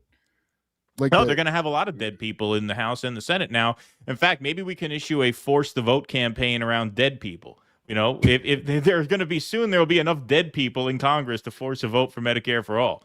If everyone who's dead in the House promises not to vote for the next speaker unless they offer a Medicare for all vote, then we can make this happen. So maybe we should start a campaign. We should start petitioning our dead elected officials to do what we want them to do. I have been doing that the whole time. Nothing to lose. Yeah, exactly. Yeah, exactly. I want a law where you just have to hold a mirror under their nose before every vote. Yeah, exactly. So here's what's her name? Casey Hunt, kind of calling his bluff here a little bit. She asks Scott Jennings if he can call Mitch McConnell right now to get a proof of life. Knows. Come on. Willing to call into the show? Could we get him on the phone now? I wasn't really expecting him to call this morning, to be honest. So when the phone rang and I was able to talk to him, I was frankly pretty grateful. I mean, as I said, I've known him since I was. That's not what she asked. She asked, "Can you call him now?" Let's watch that one more time. Do you think he'd be willing to call into the show? Could we get him on the phone now? I wasn't. We're trying to make sure he's alive. This morning, to be honest. United States Senator. We're trying to make sure he's not dead. I was able to talk to him. You can get him on the phone. Well, grateful. I mean, as I said, I've known him since I was a teenager. Yeah, Ew. I think that would be. Ew! You known him since you were a teenager? That guilty. Okay, wait. That laugh. We need to have a butt. I know Jimmy's going to want a button of that laugh that he did after she asked that. That's when you don't have an answer laugh. That was. Yeah. oh, Hasty, you. The stall for time laugh. Yeah. Well, like I said, mystery is mounting here. Republican congressman says he doesn't know if Mitch McConnell is alive. Here's Representative Stutzman, I believe, from Indiana. Let's take a look. A senator from Kentucky voting in the Senate chamber. Do you know that he's alive? I don't. Just the things that I've heard and seen from some friends is that he's obviously not doing well, but don't know if he's alive or has passed away. Are you allowed to, anybody watching, are you allowed to call out of work dead? Are you allowed to just, disappear and your boss wonders whether or not you're dead? That's a good excuse, I guess, to miss work, is if you might or might not be dead. But that is the kidnapped by question. God. Yeah, exactly. Yeah. Iced by God. The Honorable Mitch McConnell. Okay, so this was a letter that the governor of the state, Andy Beshear, sent inquiring as to the status of Mitch McConnell. Yeah. Now, Kentucky is one of these very rare states where it's a very Republican state, but they have a Democratic governor. And so when the Democratic governor was voted in, the legislature actually changed the law, which does not allow the governor to appoint a replacement for a dead Republican senator, because the Democrat will appoint a Democrat when a Republican just died. So he is not empowered to appoint someone in place of Mitch McConnell, but there is this deadline coming up August 3rd that determines whether or not a special election can take place. So, dear Senator McConnell, over the past several weeks, Kentuckians have grown increasingly concerned about the current state of your health and well-being and ability to hold office in the United States Senate. As governor, I request that you fully update Kentuckians regarding the current status of your health. As public office holders, we have made a commitment to our constituents to do our best to represent them and almost to be transparent. I believe this requires clear communication about one's ability to serve. We wish you a safe and speedy recovery. So here is how things can proceed based on how things transpire over the next few weeks. Adam Cochran tweets, there are at least two reasons they might not want to update us on McConnell's condition. In Kentucky, a special election to replace a senator will not be called if it's closer than 3 months till the next election. That date is August 3rd. If McConnell's condition is clearly unfit for office, they'd hide that to avoid being forced to submit a resignation letter until after that date. If McConnell has not regained consciousness or has the chance of oxygen-induced brain death and is on artificial life support, they would try. And in Kentucky, brain death is legally considered death under Kentucky Revised Status 446-400. So I guess you can be legally dead in Kentucky, just like you can be legally blind, but not entirely blind. You can be legally dead. Yeah. Do you think that it'll be like, now I'm not hoping for this because that would be wrong, but like a real drawn out Terry Schiavo thing with McConnell? Yeah, they'll have, yeah, exactly. He's alive. No, he's not alive. Yeah. Just Exactly. leave him That's the only way this could be. Yeah, that's the only way this could get more like darkly funny is if it becomes a Terry Schiavo thing where you have all these preachers come on TV and advocate, no, he should be kept alive. Of course, you should not put him until and then they drop it the day after the deadline. A life is a life, and then August 4th. All right, that's it. Get him out of here. Because how could they after the deadline say he's dead, brain dead? Even how could they even get away with that after? Because I guess they figure it's Kentucky, like we're gonna win the seat, so whatever. Like there's no political price to pay because you're right. Like it's the most transparently cynical thing you can do. It's just hide him until August 4th and then announce he's he dead. Died suddenly. He was getting better. He held out. He persevered. He fought. He persevered. He fought to keep Thomas Massey out of the Senate. He refused to die as long as Thomas Massey had a chance of running for Senate. That was enough to keep him going. That's how evil Massey is that Mitch McConnell kept going. Yeah. McConnell made time to call his former teenage boy companion turned radio host. Yeah, exactly. Boy, what could be cooler than hanging out with Mitch McConnell as a teenage boy? Called and reminisced about our time we met on Epstein Island. Yeah. Admiral Akbar. It's a trap. Yeah. God, he sucks. So it gets even crazier. Any two independent physicians may declare the patient dead for the purposes of the seat being vacated if the patient is only alive due to a ventilator and artificial life support system. So this would explain why nobody's allowed to know what's going on. Because this is getting quantum now. Even if he's not dead, right? If he's like in an iron lung or something like that, then that counts. Schrodinger's Mitch. Yeah, Schrodinger's Mitch. Yeah, exactly. Schrodinger's wildcat, as they would say in Kentucky. But yeah, if it's discovered that he's being propped up, artificially, then they could declare him dead. So that's why no one is allowed to know anything. But his next of kin, Chow, so his wife, Elaine Chow, would need to be involved in the process of treatment and testing and final decisions to end support for that path to be viable. So his wife would be involved in the decision-making as to whether or not he could be legally declared dead for purposes his Asian of the wife? United States Senate. Well, his Chinese wife from Taiwan? She lammed it to China 3 days after his hospitalization. So she's not available. She's not available to make any kind of decision like that. She just happened to split for China 3 days after her 84-year-old husband had a heart attack. Yeah. Well, she's not nearly that old. She's not. Her sister died from backing into the lake or lost control of her car suddenly and reversed into the lake by their property. Remember that? I don't remember that, actually. Oh, there's so much weirdness around Mitch McConnell. Where to even begin? Elaine Chow, 73. All right. I thought she was still even got life younger. left in her, that old bird. She can find a man now. I thought she was younger. I thought she was like 55 and he was 84. I thought he was a pimp, Mitch McConnell. I guess not. I guess 73 is not that. I bought her from a Fair Square. Yeah. So is McConnell alive and well? Is he awake and functional? Is he a vegetable? Either way, I think they are trying to make sure we don't have the answer to that until after August 3rd. I think you're right. Well, it's getting a little harder now. Oh, his wife's in China not to have to talk to people. Right. She doesn't want to be reached so that she doesn't have to decide to put him on a ventilator or take him off life support or whatever. Like if she can't be reached, then there's no next of kin to reach out to figure out what to do with him. They're trying to just drag out this limbo. I was like, oh, she killed him. I'm totally off. That's what it is. No, it's to stall for time. No, if she killed him, that would be very bad for the Republican Party because then Massey could run.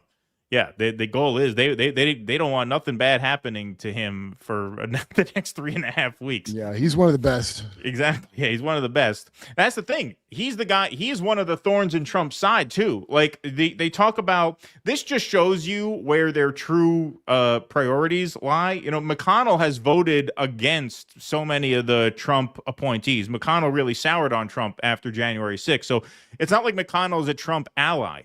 But the bosses, i.e. the Israelis, do not want Thomas Massie in the Senate. So even if you are against Trump, they'd rather have you there than give Thomas Massie an opening to possibly make a run for it. And they're smart to make it where it has to be total compliance and not even a fake show that some people are against it. Very smart move by them. And that's why they're doing so well in this conflict. Right. Exactly.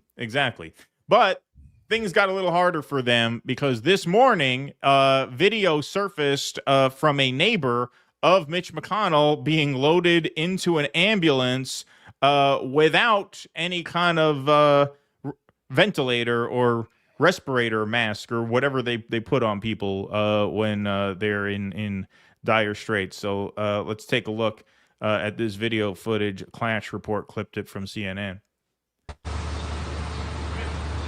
So there you go.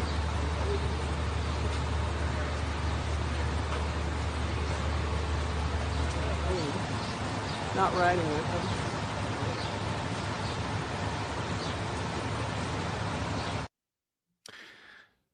Yes.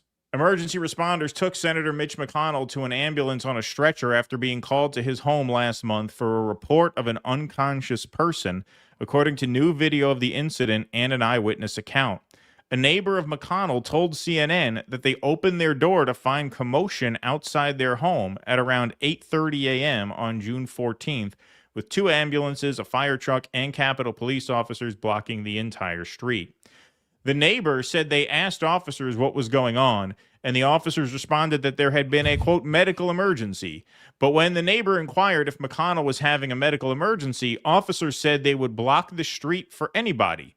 The neighbor said they learned from another eyewitness who saw the individual's face that the person on the stretcher was McConnell, and he was not wearing an oxygen mask. Now, that could mean... he's healthy. Yeah, it could mean one of two things. It could mean he's healthy, or it could mean he's... he's getting better. You know, yeah. It can mean the other thing. But that's Send what we news have. to China.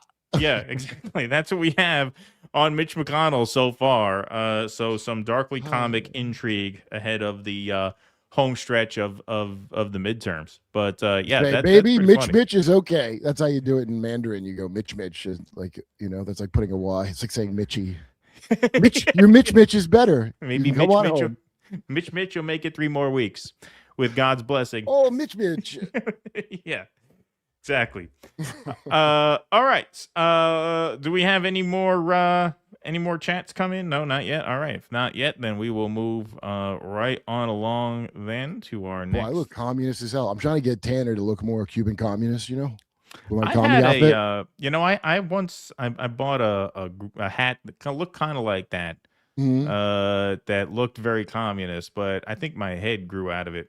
I don't know if I got fatter. There's always that danger for or me whatever. when I There's get that thing. hat. Yeah. For some Yeah. reason. I mean, it was, I had got it when I was like, I don't know.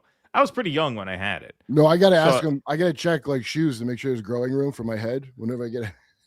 Yeah. Yeah. Like how your mom would do like shoes. Yeah, because I don't know if it's a thing where like, because I don't normally like keep a consistent hairstyle. Like my hair I cut it short and then I grow it pretty long and then I start over again. Yeah. So maybe it's when I Oh, have long sounds hair, cool. it squeezes my head tight. Yeah. Yeah, but I think I have to stop doing that.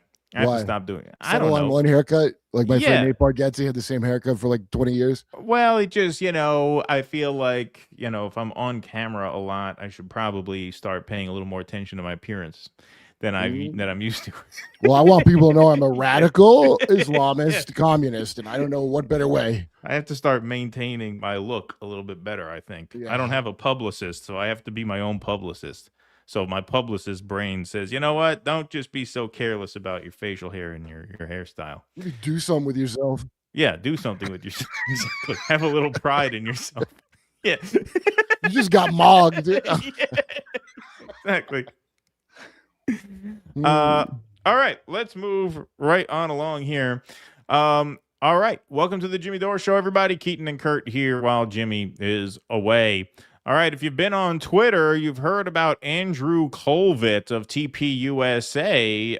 Finally, now that the Tyler Robinson hearings are underway, finally has some questions about Tyler Robinson's lone role in Charlie Kirk's assassination. Andrew Colvett, who previously promoted the narrative that Tyler Robinson, acted alone in assassinating Charlie Kirk, now raises questions about holes in the official story. This shift prompts accusations of hypocrisy from critics, referencing evidence undermining the lone wolf narrative and ongoing preliminary hearing developments. So this is a video that I guess Andrew Colvett posted to his TikTok. So we'll take a look at the video, and then we'll take a look at some of the comments. Dealing with so many crazy accusations, either leveled at Erica or myself or the organization or whatever, anything except for Tyler Robinson in this process, that I haven't gotten a chance to articulate clearly what questions I still have outstanding that I want answers to. So, you know, you would think for a Zionist-controlled organization, they'd have more Jews on staff to teach them how to bullshit a little better than this. Right? I keep you could use a little that. bit of that Jewish bullshit. You know, like I could coach you through a better line of bullshit. That I've been so busy insisting that no one ask any questions about the Tyler Robinson case that I haven't even had time to think about asking questions about the Tyler Robinson. Guys are fair case. enough. Yeah. You know, why is it, first of all, for a guy I've been who so has, busy working on my multiplication tables, I never thought to do my division tables, because it's not like one has something to do with the other. Hey, if 2 times 2 is 4, then what's 4 divided by 2? 2. Yeah, I never had it. I never thought to think of it that way. I would have just told you to shut it down right there. I don't. She's Yeah. a grieving widow. Yeah. Now, I don't understand why a guy, you know, when somebody, I don't know how tall he is, but when somebody's like a normally full-grown adult but with dwarfism head, he's got one of them deals like Jason Hervey from the Wonder Years, where his head, he has the head of who's the guy from Game of Thrones, the little glove guy. He's got Dinklage head. Dinklage. He's got a Dinklage. If you look at his, I do a lot of phrenology where I judge you by your bumps in your head. It's a side thing. But he has dwarf head on a grown. Yeah, because it's kind of woke of me, you know. Yeah. It's full circle with that, you know. Yeah, exactly. He's got dwarf head though, for real. Well, yeah. I mean, like I said, needs a little better coaching than this. All right, let's let him go. I feel like I've been dealing with so many crazy accusations, either leveled at Erica or myself or the organization or whatever, anything except for Tyler Robinson in this process, that I haven't gotten a chance to articulate clearly what questions I still have outstanding that I want answers to. So here we go. Who knew what when? That's right. There is a lot of indication online that other people knew something was going to happen that day. This guy could have had a career in law enforcement. Who knew what when? Great detective work there. On September 10th, they posted on social media about it in really, really creepy ways. And none of those people have been held accountable. And I want to know why. And what did they know and when? Another question I want to know the answer to is, was Lance Twiggs more involved than we currently know? Right? We know that he's been given limited immunity for his testimony. It's going to be video testimony in the preliminary hearing. But how much did he know? And how much did he radicalize Tyler Robinson? Yeah. It seems, and I encourage everybody to go check it out, there's a Turkey Tom YouTube video where one of their friends that would hang out with them in their apartment seems to indicate that it was a really manic, disassociative, sort of morally corrupt, bankrupt environment that Tyler Robinson was living in, and Lance Twiggs seems to be the source for a lot of that. So did Tyler Robinson just do this crazy thing all on his own, or did Lance Twiggs put him up to it? Was he a co-conspirator? I want to know that, because if it comes out that he was a co-conspirator, I would love to see him held accountable for that and not be granted any immunity whatsoever. I mean, at the risk of just sending this conversation off the charts from an IQ standpoint, if he were to be a co-conspirator, that would make the murder a conspiracy, right? That would make you a conspiracy theorist. Well, I would love to ask whether that. he's a conspirator or not. I got to defend myself. I would love to ask that question. Is it a conspiracy? But I have to defend myself from crazy conspiracy people. Right. I have questions. Who, what, when, where, and why? Yeah, who knew what, when, and was there more than one person involved? How about that? Even though until right now, apparently, that was a conspiracy theory. Now I'm wondering if maybe Lance Twiggs was a co-conspirator in this event that was clearly not a conspiracy. Yeah. It's weird. He didn't get arrested too, right? Yeah. Yeah. Isn't that weird? I didn't even have time to think about it. Oh, God. Great leadership at this organization here. Question I have is, where did Tyler Robinson go immediately after taking the shot, running off the rooftop, and tossing the gun into the forest? Where did he go?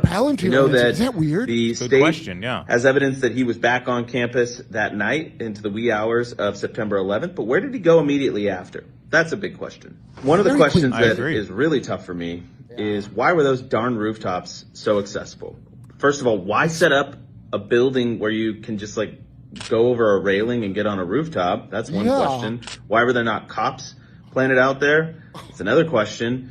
And why were there not people spotting those rooftops? Now, you might say, well, gee, Andrew, Turning Point had its own security. Well, guess what? The way you work with campuses is you only get to have immediate vicinity jurisdiction around the person that you're protecting. So I don't know what the exact distance was, but it's essentially like, let's say 30 feet around Charlie's perimeter was what our personal private security was able to take care of. So we were relying on campus PD to monitor the ingress, egress to the area and the rooftops. I want to know, why were they so accessible? And I know that I take a bunch of crap for this, but I want to know more about the rounds, the ammunition, the 30-06 rounds. I know that the comments are going to be filled with, it was not a 30-06, blah, blah, blah. Well, the ATF... Wait, whoa, what did he say? You're going to call me a conspiracy? I honestly, okay, so like full disclosure, I'm not trying to like fool anybody here. You know, Jimmy has covered this story much more extensively than I have. And so when, you know, the team pitched me this,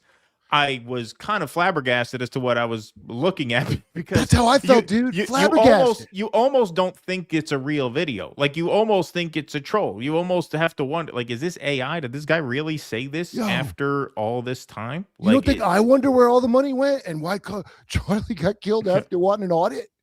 You don't think I wonder? I don't have time because I'm being blamed for things.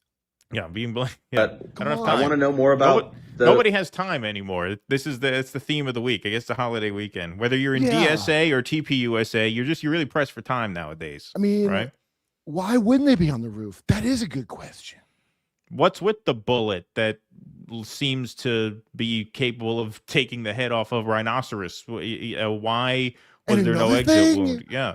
Why did we all? Why did none of us call 911? Is that weird? It is weird. Not one of us? Why was there no ambulance there? Why was he taken away in an SUV? You don't have an ambulance on site in an event with that many people? There's no ambulance around? And you know the weirdest part? We didn't even call the hospital we were driving out of the way to. That was much further away. Why was a We didn't even call ahead lib, there. I called my dad or some shit. Yeah. Why was a boomer lib screaming, shoot me, shoot me, shoot me, like he was the killer? Dude, that was so weird. While being dragged away by the cops. I know, when he didn't dude. do it. Why, what about the guy him? taking the camera footage down who worked for TPSA and now we can't find it? Yeah. What Why about did they dig up the crime scene right after the Honestly, crime happened? Yeah. This whole thing stinks. Yeah. Between you and me, but I'm just getting all these crazy accusations towards me and Erica, you know. She's a it's good friend the thing. with huge cans. Listen, you've been too busy. You have to take more time off. That's the thing. Is you don't have time. You don't have enough time. The ammunition, the 30-06 rounds. I know that the comments are going to be filled with, it was not a 30-06, blah, blah, blah. Well, the ATF report confirms it. The medical examiner confirms that it was. So I know that won't be enough for anybody, or at least a lot of people. But bear with me. Let's assume it was a 30-06. That is a powerful round. It's a miracle. How old were the rounds? Were they hollow tip? Were they full metal jacket? I want to know everything. The point is that they broke into a bunch of different pieces inside Charlie, and that's partly the explanation, but I would love to know more information about that myself. Can we see that evidence now? That's like impossible, right? Yeah. I mean, it's like it wasn't. That was not 30-06. I'm not pretending to be an expert here, but that's impossible from everything. Oh I've wait, said. I mean, no didn't one the could have medical fired examiner? I think it was Andrew Colvin himself who said that the examiner said it was a miracle, right? I mean, he used that word to he goes, he describe saved it. lives because he had such strong miracle bones in his neck bones. Yeah, and so that he was even saving lives at the end, you know. miracles are a beautiful thing to believe in, but I believe in cover-ups, not miracles. It's just like that's weird, me. but no, I mean the ATF said, and the thing, no one can look at the evidence, but they're just saying it, and I know that's not going to be good enough for some people, but I'm like, I'd like to know more. Yeah. And finally, was there a larger network? We hear about, You mean a armed conspiracy? queers of SLC. Oh, them. They took down a bunch of their social media immediately after. I want to know. They canceled their cupcake making workshop the next day, the armed queers of SLC. They took down a bunch of their social media immediately after. I want to know, was there money? Was there outside sources? Were there more people that were involved in planning this? Still have a lot of questions. Thankfully, also, we're getting a lot of answers, too, in the preliminary hearing, and I hope more come out. So you want to know if it was a conspiracy. That's what you want to know. Yeah, because that's all I've even ever if wanted. even if Tyler Robinson bears some responsibility in this, you want to know if he acted alone or if there's more. Yeah. It's just I don't have time because I'm being attacked all the time. Right. And Eric is being attacked, so I don't have time. But I would like to know. Yeah. Here's some of the comments on a scroll. This was made into a video. Curious as to why you're just now asking questions. Why did Mikey walk away? Wasn't that weird? Why did Mikey walk away? Why I want do to you know think he about the did that? microphone. Who rigged the mic? I think that's worth looking into. Did you order the new pavers? He's nervous now. He's just now asking How come they questions. paved over everything immediately? I have Dude, nothing nice to say. It's a funny one. I heard that underneath him was a pentagram. Is that weird? Who did he talk to from TPUSA that day? Yeah, just kind of an endless No, I scroll know. here That's what I'm saying. of negative reactions in the comments. So Candace Owens replies, LMAO, after months of promoting influencers who effectively dismissed everyone who brought up the obvious holes in the narrative as conspiracy theorists, Andrew Colvett is trying to rebrand himself as rational and open to alternative perspectives. Sorry, Andrew, but the world has you and Blake pegged as liars and traitors to Charlie. There's no going back from it now. She says, despite the full force of the corrupt federal government, celebrity influencers, unlimited funds, and mainstream news networks, you guys lost the PR war to common sense. Spend the 30 pieces of silver and delete your accounts while the rest of us keep fighting for Charlie. And then the weirdest thing, I had like 30 pieces of silver in my account I didn't have. Like out of nowhere, dude. Yeah. Like, where'd it come from? I don't know. Where'd it come from? Wait, I thought the mountain of evidence proving Tyler Robinson carried this out on his own was going to make everyone asking questions look really stupid. This is PR spin because the lone wolf narrative is cooked, says Zach Costello. And the Babylon BB says breaking Andrew Colvett joins. No, I'm just asking questions. Yeah.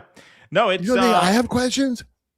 Yeah, no, it's kind of amazing to see a video like that. Like I said, when the team pitched me this topic here, I looked at that and I'm like, no, he really posted that. He really said, I have questions about the ammunition. It's kind of remarkable, but I guess when you look at their posture this whole time, sooner or later. There was going to be a hearing. Sooner or later, some of this was going to come to a head. Yeah. Also, how come our address is a P.O. box in the desert? I felt like that's weird. Is there address a P.O. box in the desert? You said it was that's a pentagram? I don't know. I'm asking you. About that before. I got questions. Yeah, you have questions. Well, you're a I can't ask them because all the conspiracies. I know. Yeah. Well, your problem is that you just, you need more time to yourself. You're overwhelmed. There's been so much. People have been spending so much time bringing this up to you that you haven't had time to think about it. That's essentially what he says at the beginning. All day long. Yeah, people have been so. I've been so bombarded with people asking me about this that I haven't had time to think about it. That was essentially what he says at the top. I'm working on this Indonesia thing. I can't talk about it now, but yeah, it's like it a landlord. all my time. Tenants have been, taking up all my time telling me about how the plumbing doesn't work. So much so I haven't had time to fix the plumbing. I haven't had time to think about how to fix the plumbing because people have been bringing it up to me incessantly, nonstop for the last year. I heard Erica Kirk might be a clone, dude. I don't know. You don't know. I know. Well, you need more time. You need but more it's time. It's weird, isn't it? Yeah, a lot of weird stuff. A lot of weird stuff as day 2 of the hearing wrapped up. Or was it day 2 or 3? Something stinks about this case. I'll tell you that. Yeah. Yeah, something doesn't seem too right, does it? Right? Yeah, exactly. Yeah. All right, let's see what else we got here. We got some more super chats and Rumble rants over here. Profanosaurus Rex says, "I wish we could have at least had Anne Hesh moment where they were rolling Mitch into the ambulance." Thank you. Yeah, pops up like a yeah. yeah, that would have been cool. That would have been cool. Scott Jennings says, "Mitch called me because his wife wasn't picking up the phone. Sometimes he hears some Chinese sounding gibberish." Thank you. P. Walker says, "WRT to Jennings claimed phone call from the turtle. Can I have shit that didn't happen for 800 Alex?" Yes. Yes, indeed. Ovan the King says, "Love the show, man." Thank you, Ovan the King.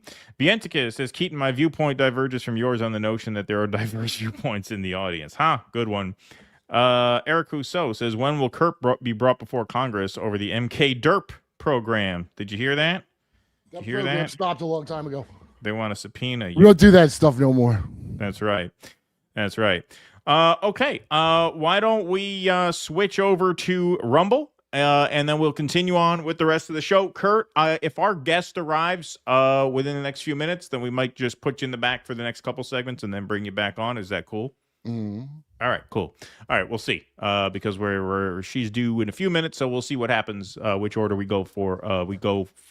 With from there. But right now, we're gonna switch over to Rumble. Oh, there's Janine. Perfect. All right, Kurt. So we'll see you in about a half hour. We're gonna switch over to Rumble, and we'll be back with our guest Janine Eunice.